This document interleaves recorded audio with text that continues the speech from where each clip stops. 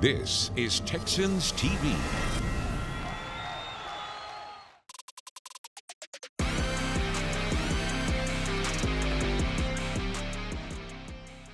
Texans Playbook is now, and I'm your host, Drew Doherty. We've got a fun show for you planned today because a little bit later on, you're going to hear from the general manager and executive vice president, Nick Caserio. We're also going to go read in some schools, and we're going to get cinematic. You know you love it when that happens. But we start with the head coach himself, DeMeco Ryans. Had a lot of fun things to talk about with the Texans radio crew of Mark Vandermeer and John Harris, and here is a little bit of that conversation.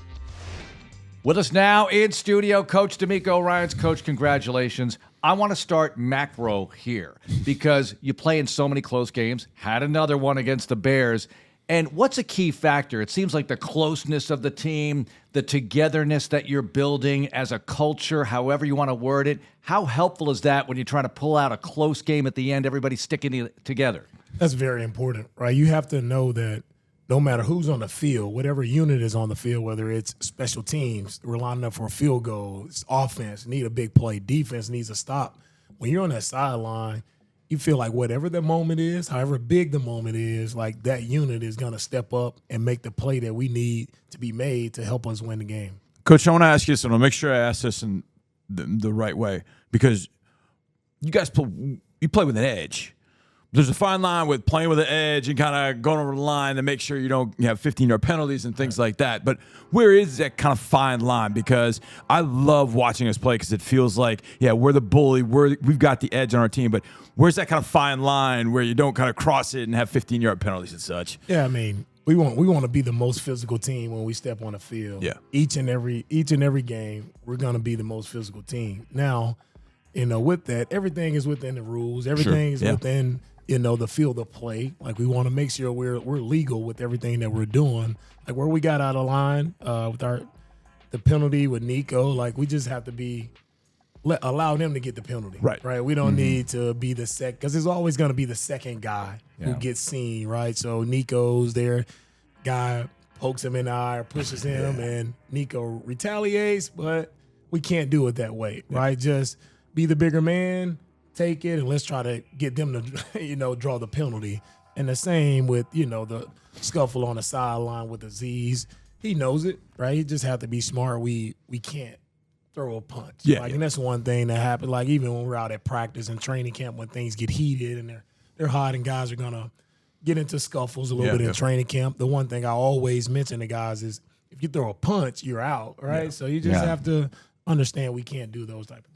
All right, what about the defense swarming? That looked like swarm to all of us, and it looked like they were enjoying themselves going after the quarterback, going after the running game. Yeah, that was the definition of swarm, right? When I envisioned it and envisioned how we play and our style of play, from our defense, I mean, the way our D-line was just pretty much harassing the quarterback. Like, every time he stepped back in the pocket, it was multiple people on him, and he was not comfortable in the pocket at all. So seeing him be uncomfortable, seeing it not just be one guy, but it was 4 or 5 guys around him every time he dropped back. And also just seeing our guys when they tried to run the ball on the perimeter, whether it was screens or outside zone plays, like seeing how many guys showed up, how physical we were playing on the edge, like that effort that our guys showed, that's what swarming looks like. Coach, I think, was it 9 guys had multiple pressures during the game.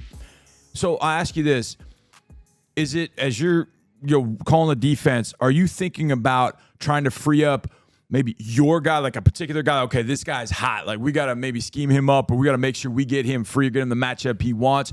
Or, okay, this offensive lineman is struggling, we want to attack him, or we want to attack that side? Or is it a combination of both? Yeah, that's a great question. Going into a game, sometimes you always to see the tackles first, right? And can your ends, or do you feel good about your ends winning the one-on-ones on their tackles? So we really feel good about Daniil, right, on their right tackle, and he won a lot of those matchups, was really good. And then on the other side, or sometimes with different looks and schemes, sometimes you want to get, an end, let's say, instead of being outside, you want to see if we can get a stunt where he can get inside on a guard or a center. And this particular matchup this past week, we wanted to attack the middle of the pocket. We wanted to attack their center and put them in some stressful situations. And that's what you saw, as many different guys, whether it's our D tackles or our ends, like seeing them apply pressure up the middle where we saw a vulnerable spot with their center position. That's where we wanted to attack. Yep. What are you seeing from Henry in year 2, Coach, the growth of his play? I thought Henry tackled really well. I think it was one of his – I saw the confidence in Henry. I saw him like flying around. He's playing patient, but when he needed to pull the trigger, he pulled the trigger, and he was on it. Like when I say he was physical, he was making plays sideline to sideline. That's what you want to see from Henry there. Kamari's probably a little mad at him. Negated Kamari's interception there. Didn't have to. Got a little tug on the tight end there, but Henry had a really nice game, and just to see the look in his eye, he was confident, he was feeling it. Coach, Kamari makes that catch over his shoulder. Then the interception that does count, he goes up and snatches one out of the air. And I talked about it with you yesterday a little bit about Sting. Those two seem to have tremendous ball skills. So in Kamari and looking at young corners, where does ball skills kind of rank within the things that you want to see or have to see out of a corner? Like, I mean, you want to see all the feet and all that, but where's it where, this guy knows how to play the ball and actually catch the ball? Where does that actually rank kind of in your rankings of where you look for a corner? Yeah, as I'm looking at corners, like when a guy, first off, you want to see if a guy is sticky in coverage. Right? And a guy is sticky, okay, he's in position. Now, can we help him, right, to go make a play on the ball? Like, that's one thing to think about. Yeah. But when you see a guy who can go up and take the ball, like, sometimes you can't teach it. Right. Or you can't teach the ball. Guys who have that confidence when the ball is in the air and they don't worry about the receiver, but they're going to play the ball. That's a skill set that some guys have and some guys don't have it. So when I'm looking at corners, I really try to look at their background and study guys to see, okay, who as a corner possibly play a receiver right. in high school. Those guys do a really nice job of just being able naturally going and tracking the football when it's up in the air. If guys haven't played a receiver, they've been DBs all their life, probably don't have really good hands and probably don't do a good job of tracking the football. And like you said with Kalen, he played baseball. He played center field, so tracking the ball from there is pretty good. Yeah, it definitely shows with Kalen. The center field, we put him back in the post, and he does a really great job of just playing with great depth and really playing, as we say, red line to red line. Yep. What's it going to take to run the ball the way you want to consistently, Coach? Because I know you had it in week 1, week 2, not as good, but it's all part of the offense, which did function well enough for you to win. But what about that phase? And with the run game, I think it starts just our mentality of really attacking the line of scrimmage, right? Too many times this past game, I felt like we were a little stagnant. They had some stunts and some little pressures from the outside that kind of got us, and they created penetration in our running game, and we weren't able to get going. When we ran the ball well versus the Colts, we were flying off the ball, and we were playing on the opposite side of the line of scrimmage, creating running lanes, and we just have to get back to playing faster up front. Coach, since you've been here, what's the growth that you've seen in Nico Collins? Because last night, we were just seeing it again, like he did it against the Colts. He did it last night against the Chicago Bears, but it's just different elements. He makes the one-handed catch on the sideline, shows the nimble getting the feet in, all that kind of stuff, and then you see the power on the touchdown run. What have you seen since you've gotten here in Nico Collins? Man, I've seen the confidence just go out of him. Like, he knows, like, you can't cover me, like type mentality. And as a receiver, when you play that way, because Nico's a big receiver already, a lot of corners already smaller than him, so he plays big man ball out there, right? He is the baddest, the toughest guy. When he lines up, he knows it. The opposing corner knows it, and he goes and shows them, right, when the ball is snapped. And also the growth from him is in that moment, that critical moment when you need a play, like, hey, give the ball to me. Like, he's ready for that moment, and he executes in the moment. Nico doesn't talk a lot, doesn't say much, but, man, his play speaks loudly for him. After the break, a little bit more of our conversation with DeMeco Ryans. Texans Playbook is sponsored by Community Coffee, strong as our roots, by Reliant, the official energy provider of the Houston Texans, and by your Houston area Ford dealers. Ford is the best in Texas. The Texans began the season at 2-0 under head coach DeMeco Ryans. Earlier, you saw a little bit of that conversation he had with Mark Vandermeer and John Harris. Here is the second half. I remember telling our rookies when they first came, it's not time for you to sit back and wait. Oh, I'm just gonna watch the veterans and learn how. Like, no, we need you to make plays right now. We need you to show up and like help our team win games, right? And I think they all got that message. And to see Cade show up on 4th and 1 when we really need a big time play, man. To get that play, it's Joe being able to cut the end and get that. CJ was able to get the ball off big time by Cade. But I love the next play by Cade. We do the reverse with Tank, who's the lead blocker. It's Cade out as a lead blocker, leading Tank down the sideline. So, and Cade has done a great job. Excited to see him get more opportunities and more reps because he's deserving it. Is James Casey a good comp? Ooh, because he played a little fullback too. That is a good comp. James Casey, former teammate. Shout out to James. I think he's still He's coaching tight ends now in Cincinnati. Yeah, done a good job with him. Speaking of doing a good job, I don't know how far we are into our interview here, Mark, but far enough that we haven't gotten to. We talked about our quarterback, C.J. Stroud. I think you know him. No turnovers. That's been fantastic. Throws another touchdown. I think he's 26-5 since he got into the league, which is pretty amazing. How have you seen him grow, Coach? And what have you seen kind of in the growth of the command of the offense, just leading the team and those kind of things from CJ and his performance last night? Yeah, CJ, again, another great performance. I think for me, how I've seen him grow is really, I know in the pocket, when it's clean and our O-line does a great job protecting, like CJ, he's throwing dimes all over the field. I think where he's growing at is where when things do break down, you don't want it to break down, but it happens, right? Yep. Pressure or somebody misses up front. To see his escapability, right? See him get out of the pocket and be able to make plays off schedule, like that's where I see him taking his game to the next level. We don't want to live there, but when your quarterback is able to also escape the pocket and make plays and you got to deal with him in the pocket, he's not just a one-dimensional quarterback. So seeing his game just grow and evolve, it's been very fun to watch. Well, you look around the league, and it's something we can never take for granted that he's playing at that level, right? I'm thankful, right? Every time we go out to practice, watching him operate, we show up in games. Like, to win in this league, you have to have a quarterback who can run the show, right? And to have such a young guy who's able to do that and provide confidence to our entire team and have everyone behind him and seeing the throws and everything that he's capable of doing, like it's very confident, right? And I know how hard it is to win in this league. And you don't win if your quarterback does not play well. If your quarterback does not protect the football well, you don't win games, right? And so to see how he plays, how smart he is with protecting the ball, how smart he is just with running and operating the entire offense. And I'm so proud of CJ and so happy that we were able to get him. Coach, one of the things, it was about 2 o'clock in the morning. I couldn't sleep. So me neither. I was watching the game back, and I wasn't really listening, but then I heard them talk about CJ mentioning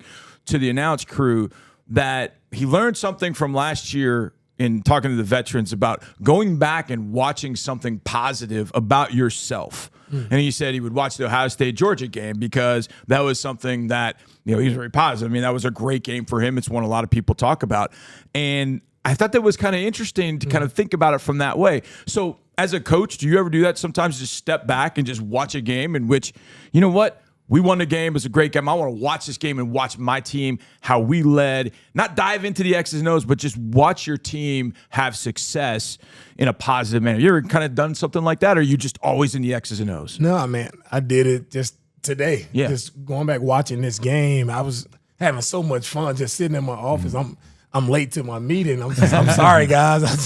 I was having so much fun just watching and the cool thing, it was just guy after guy and the style of play. It wasn't nothing about the X's and O's. It's like how our tight ends were blocking on the edge. Right. Like how LT just ejected one of their D tackles and then goes up and gets a safety. Just watching the style of play from everybody on our team, that excites me. And now when I go into a team meeting, what do I show? I'm showing all of those positive plays. Right. So guys can imprint that in their brain, like this is how we play. This is our style. This is who we are.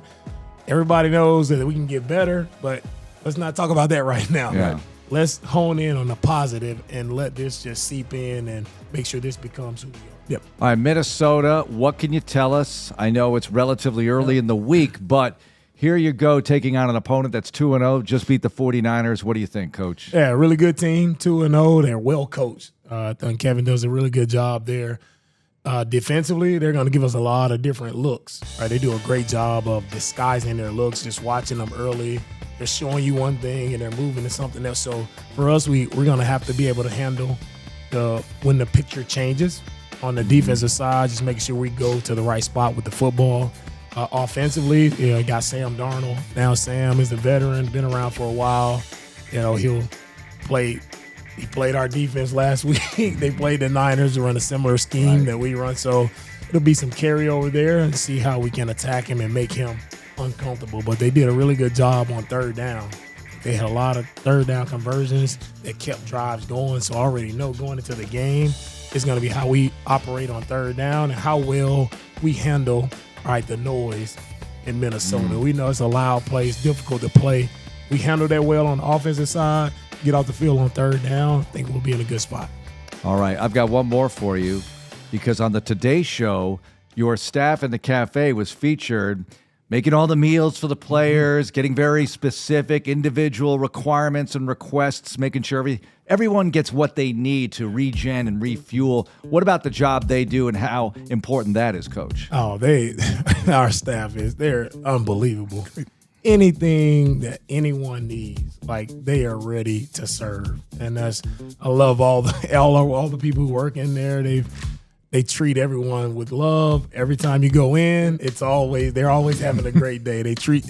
You're going to be greeted with a smile, and however they can help, they're willing to help, and that's what sets them apart. Some of the staff has been here since I was playing, and to see some of them still around, still willing to reach out and help everybody around. It's just fun to see. And for me, sometimes I forget to eat lunch, and so I'm running around all hectic and crazy at times. And I come in, and it's probably like 3:30, 4 o'clock, and they have a box for me. Like, Coach, we got lunch for you. So it's just nice. It's just unbelievable. I love everyone in our staff, in our cafe. They do an unbelievable job. And a lot of the bonding happens in there too with the players, right? Not just the locker room, but in there too. Yeah, that's where you get it. Sitting down, eating a meal. That's where you get to know your teammates, right? And that's where a lot of conversations go. And it's not always about football, right? You get to spend time with guys talking about family and things off the field. So it's a very special place. A lot of special people in there. Love everyone who works in there. All right, Coach. Thanks a lot for joining us. Good luck this week. Thank you. Coming up, General Manager Nick Caserio checks in on Texans Playbook.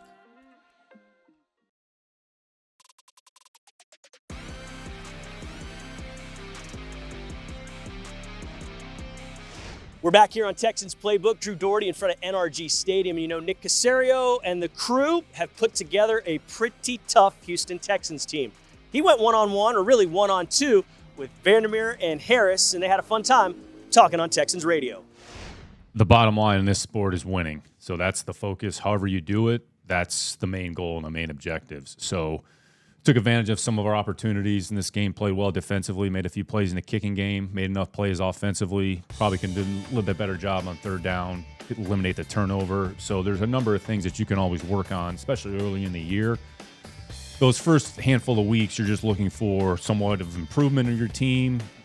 Your team starts to declare a little bit more. So we're in a good position, but anytime you can learn by winning and improvement's going to come hopefully with winning. So it was a great team win. I mean, anytime that you can win at home and beat a good team. So that's the goal and objective. So we're certainly excited about what happens Sunday night and looking forward to the opportunity that's in front of us on Sunday, which will be significant. Nick, through 2 games, you don't really, I guess, have an identity carved out for your team, but you kind of see where it's going. Do you kind of have a feeling of what this team really is, that's physical nature, how hard it plays, how fast it plays? Do you kind of sense that through a few weeks, or does it take a little while for that to develop? Yeah, I mean, I think defensively, you've seen that the last 2 years, like how we play, the speed, the urgency, the competitiveness, the intensity. There's no more embodiment of the swarm mentality or mindset than how we play defensively. And we've had the same idea offensively as well. So ran the ball effectively week 1, played physical, controlled the line of scrimmage. Good front that we played against Chicago there. The run game was a little bit tough sledding. We were able to pop a few runs there in the fourth quarter, in the second half. Made some plays in the passing game, had a few explosive plays. So each week's going to take on its own identity. And what you have to do is make sure you do enough in that particular game to put yourself in a position to win in the fourth quarter. And we were ahead going into the fourth quarter, had an opportunity to extend the lead there a little bit. And then won it in the end with good situational football, getting the fourth down stop. Well, you are right there near the top of the league in sacks, and I know it's not all about sacks, pressures, all of it figuring in, but it's coming from all over the place, and that has to be very key for you. Yeah, defensive football is about 11 players, and rush and coverage are always tied together. DeMeco talks about that, I would say, consistently. So good rush, you want to make sure the coverage is tight, and when you watch some plays, the rush is there, the coverage is tight. So if you're a quarterback and you hit your back foot and there's nowhere to go with the football, it kind of creates some indecision or indecisiveness, and we're able to collaborate on the quarterback. So the rush coordination, the rush games were very well done. There was a number of examples. We let Caleb out, on the one where we didn't quite have the wrapper coming around, and he was able to scoot for 20-plus yards, whatever it was. But anytime the leading rusher in the first 2 weeks is a quarterback, it means you're doing a good job in a running game, which forces them into passing situations, which then you want to make sure that you're coordinating the rush and the coverage. So the team has done a great job, and the defensive staff's done a great job of kind of building some things, creating some matchups that are favorable. And we feel we have pretty good players in those areas, and they were able to take advantage of their opportunities. Well, I'm contractually obligated to ask some sort of pseudo-draft question, so I'm going to ask you this, kind of tying the two together. Pass rush has been good. Pass rush has been really good. But having two guys in Derek Stingley and Kamari Lassiter at corner in particular that have great ball skills. I mean, their hands are incredible. So here's where I tied in. When you're looking at DBs, corners in particular, where do ball skills kind of rank in the things that you want to see from guys that play that position, Nick?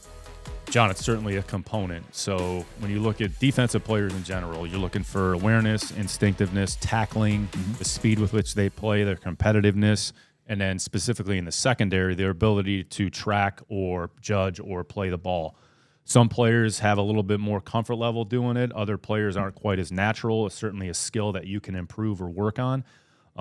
We have two players that we drafted this year who we feel could play the ball, and you've seen that show up during the course of the spring. You've seen it show up in training camp, and it's shown up really in the first two games. Going back to Kalen's play in week 1, Kamari really made 2 plays on the ball. We had one taken away with the penalty, but the ability to judge and track and play the ball, it's not an easy skill because a lot of times you're in phase with the receiver, you're running with the player, your eyes are on the receiver, and there's a lot of things that you're trying to figure out in order to find the ball. So you're looking at the receiver's eyes. Then you have to turn your head to find the ball. Where is the ball? Are you in position? When you're in man coverage and zone coverage, it's a little bit easier to see the quarterback and break and play on the ball. So it depends on the type of coverage that you have on a particular play.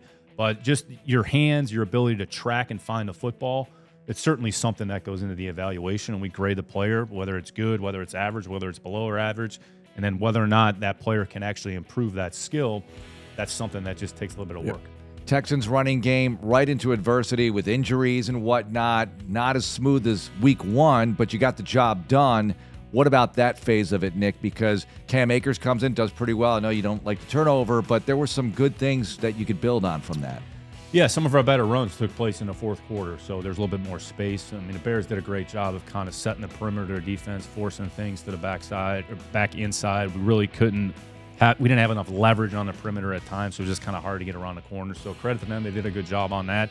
But you're always just looking for ways that you can eke out some yards, and we were able to do it there in the fourth quarter, like we talked about a little bit earlier. So certainly going to be a challenging front to run against for different reasons this week against Minnesota. We'll talk about them here in a minute. But at some point, you're going to have to be able to run the ball. You're going to have to be able to run the ball and know you're going to run the ball. And in the fourth quarter, be able to get some yards in 4-minute situations. You said something a second ago that hit me, Nick, and it made me think about Henry To'oTo'o, because we talked about Henry last year as a rookie and said, he ended up in the 4th round. What was it that probably was put him in the 4th round. Fifth I round. remember 5th round, and you said tackling. You said tackling was one of the things that he probably could improve on.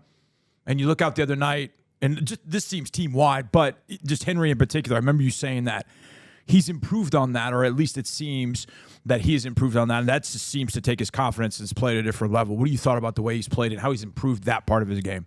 Yeah, it's worked really hard. Very instinctive football player. He was that way. I mean, 2-year starter at Tennessee, 2-year starter at Alabama, ran the defense, showed up around the ball a lot, has good awareness, has good spatial understanding. And tackling is something that you can actually work on and improve, even though you don't tackle to the ground in practice. So DR talks about this a lot. It's about tracking angles. It's about your approach. And we teach it a certain way. So you just want to make sure that you shoot your shot, but you're leveraged on a ball carrier or you're forcing it back to your teammates. So aggressively attacking the ball. And there were multiple instances of not only Henry, but a number of players. And Petrie had a number of plays there where he set the edge of the defense, then he closed his space, maintained leverage, or forced it back to the inside.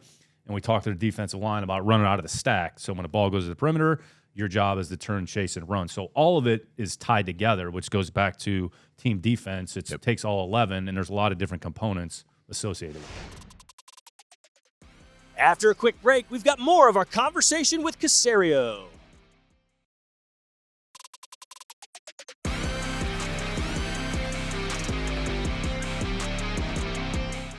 Texans Playbook rolls on, and earlier you heard a little bit from Nick Caserio, the Executive Vice President and General Manager.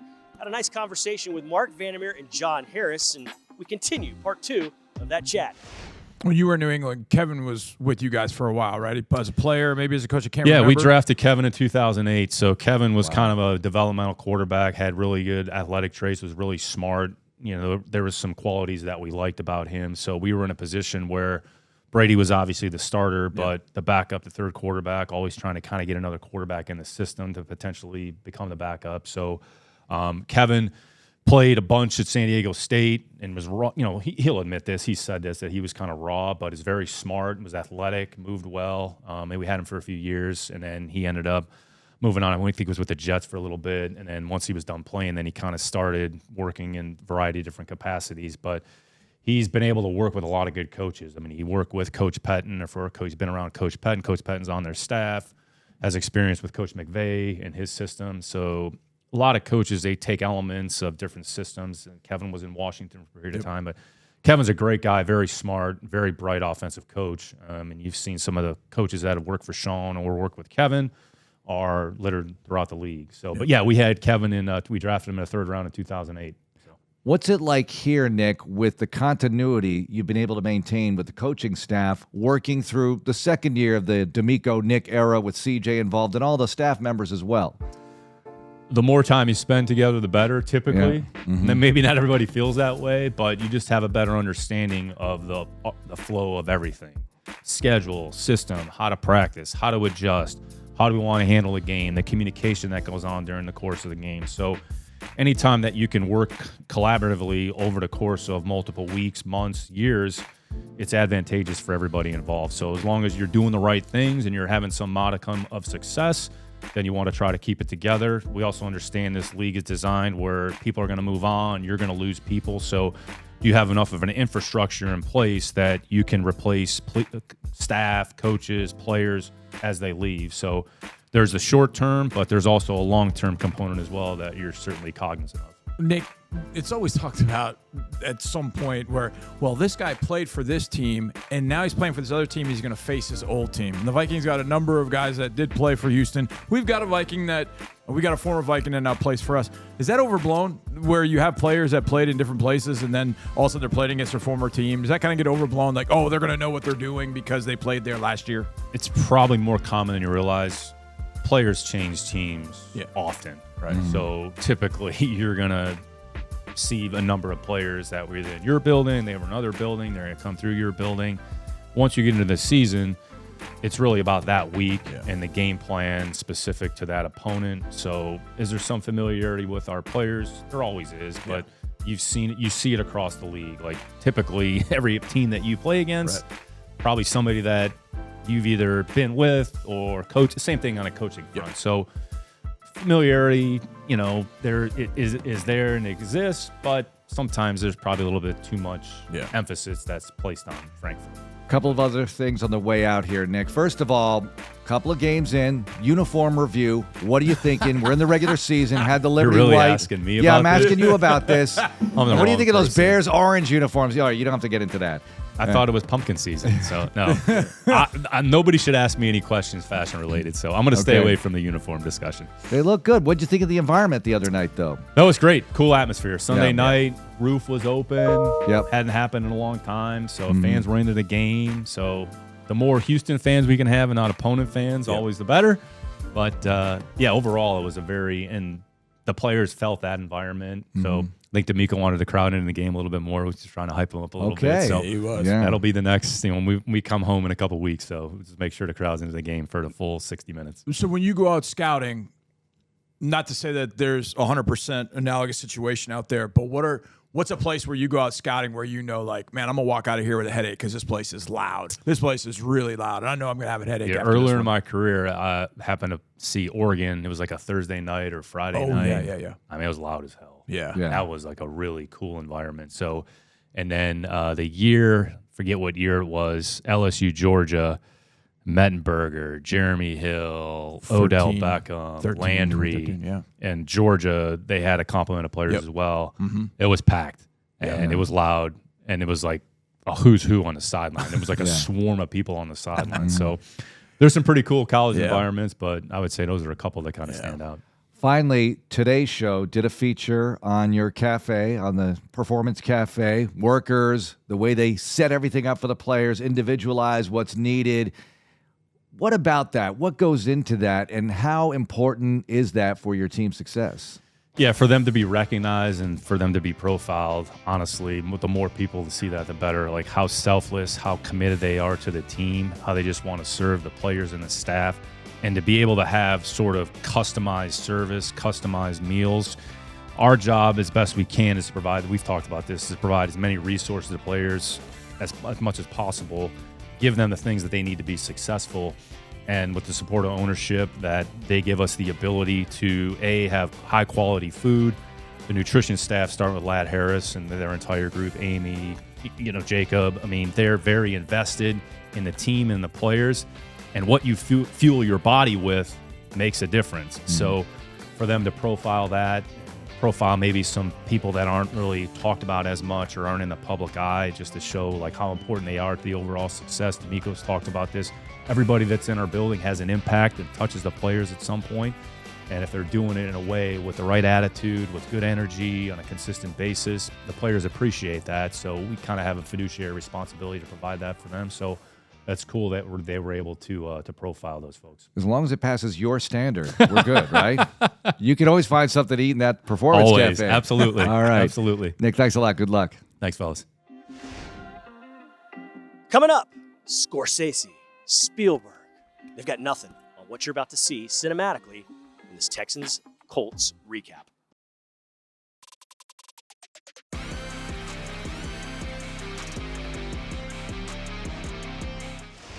Whenever the Texans win, we love it. But we love it for many reasons. They move up in the standings, we feel good about ourselves, but it also means we get the cinematic treatment of a victory. And that's what Texans TV recently did. Check out what they put together in the victory over the Colts.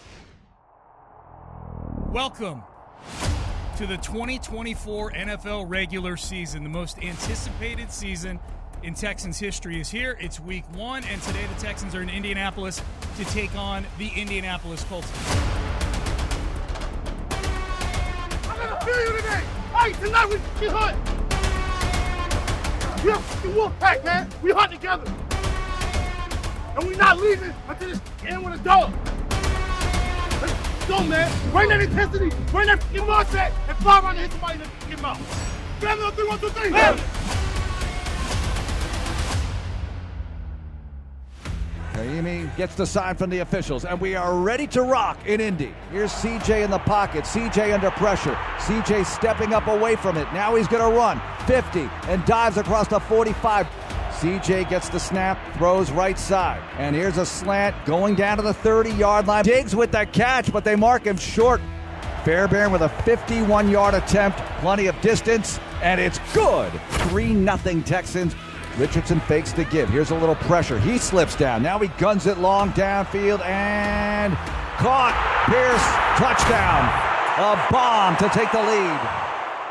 CJ wants to throw, looking around. He's got a little time. Now scrambles forward, throws it right sideline. Got a man. 35 of the Colts down to the 31. Tank Dell. Fairbairn swings the leg. It has the distance, and it's good. Fairbairn 2 for 2. Texans down 1. Here we go. 3rd and 6 from the Colts 34. Richardson shotgun, has the snap. Now he's going to go down. Mario Edwards sacks Anthony Richardson on 3rd down. CJ guns long down the left side. Nico Collins down there, and he's got the catch inside the 15 down to the 12. Big play to Collins. We're reminiscent of last year. CJ takes the snap. Throws right side, caught, Diggs into the end zone. Touchdown, Houston. Stroud to Stephon. The Texans take the lead. Handoff Taylor, and he's going to be brought down by Henry To'oTo'o. Nice. A TFL. Richardson to throw. He's got time. He throws to his left. Intercepted inside the 10-yard line. Kalen Bullock with the pick, and the Texans have the rock. So we hit the half as the teams head for the locker room. 12-7. The count, Texans lead.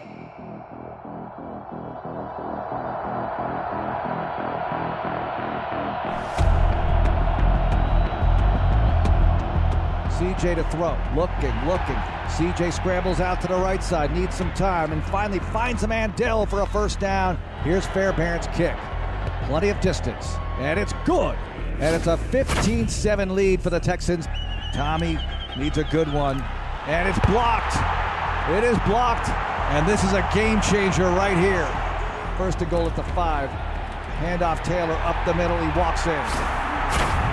And just like that, CJ out of the gun, hands off to Mixon, running to the left, looking for the corner, and tripped up at the 44-yard line. Stroud scrambling, looking for somebody to get open, throws back across his body, and he hits Nico Collins, who dives down to the 36-yard line. 1st down. 1st and goal at the 3. CJ with the toss to Mixon, running left, and he's in. Touchdown, Houston. Joe Mixon, 3-yard TD run.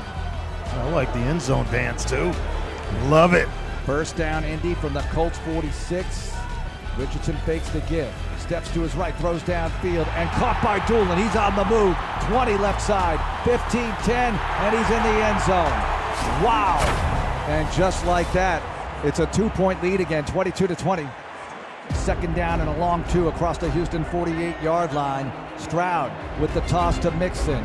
And here they go, the flip to Dell, running left, has some room. 35 out of bounds at the 33-yard line. The razzle-dazzle play gets them in Colts territory.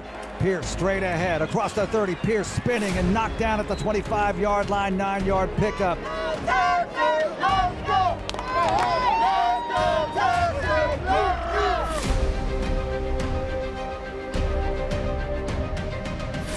Fourth and goal at the 2.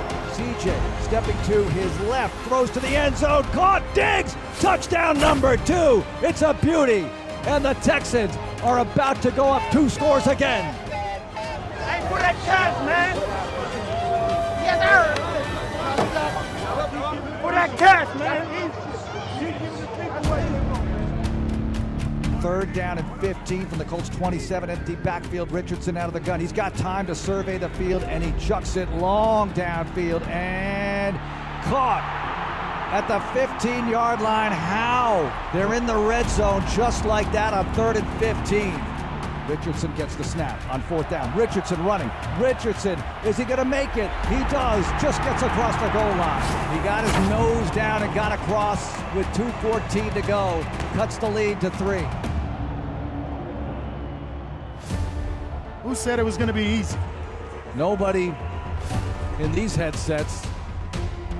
3rd down and 11 from the Houston 29-yard line. CJ Stroud, shotgun, Dare to his right. Dell in motion to the left.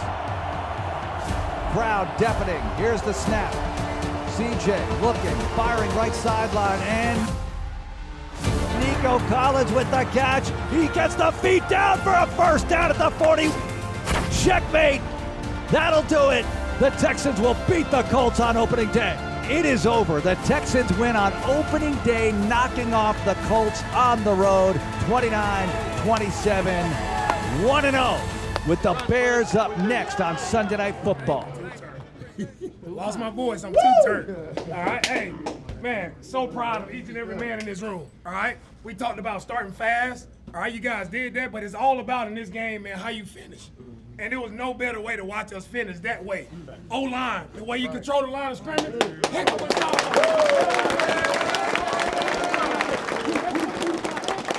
That's what it looked like. And Joe, the way you ran the rock, man.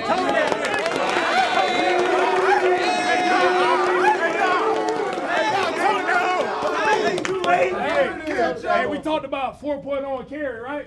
Well, you guys went and did 5.6.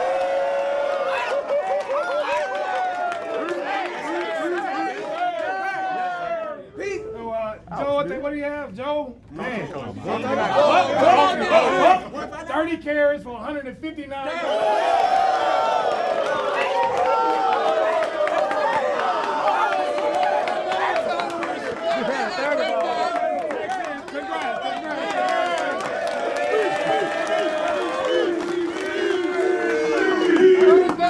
First day out, man. Hey, I just want to say first off, man, I appreciate y'all boys and how y'all came to work today. Like we said, man, in practice, I said, bro, the foundation is set. Foundation is set, bro. And we did everything that we needed to do to come out here and get the dub. Defense, y'all got that stop. Oh, we needed that first, and we got it. Need to close that thing out. Yes. O-line, y'all boys went crazy, and we just got to keep on building each and every week, man. That's all it is to it, dog. That's all it is to it. Thank you, boy.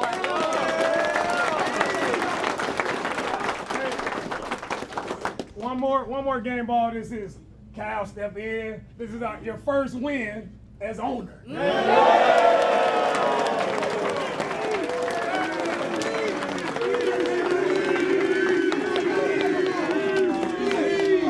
I couldn't be prouder of you guys coming in this house, making it go quiet, fourth quarter, getting that first down. Get your nose in a book. After the break, we're going reading with the pros here on Texans Playbook.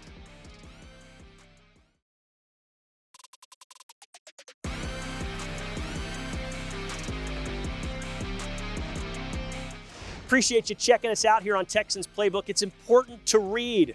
I myself, I'm reading a good book right now before bedtime. I hope you are as well. But for now, let's go reading with the pros like British Brooks and Xavier Hutchinson.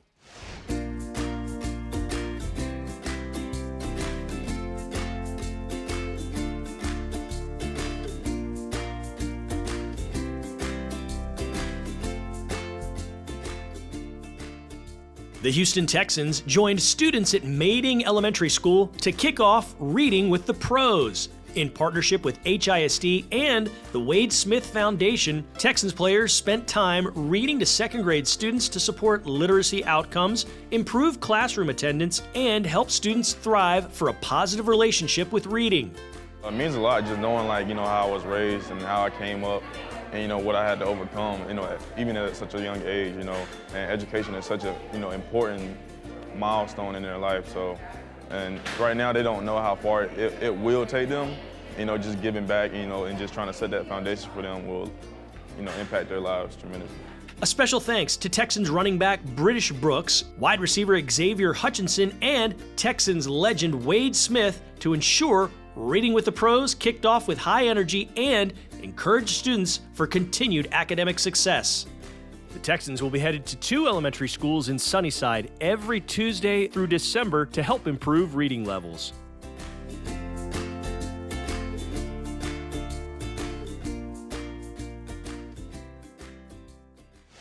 That's all we got for you this time on Texans Playbook. We really do appreciate you watching and want you to check out more of our stuff on HoustonTexans.com, the Houston Texans mobile app, and our YouTube channel. Got some good stuff there. For Gardy Swingby and the rest of the crew putting this all together, I'm Drew Doherty. We can't wait to see you next time. Till then, H is up, H-Town.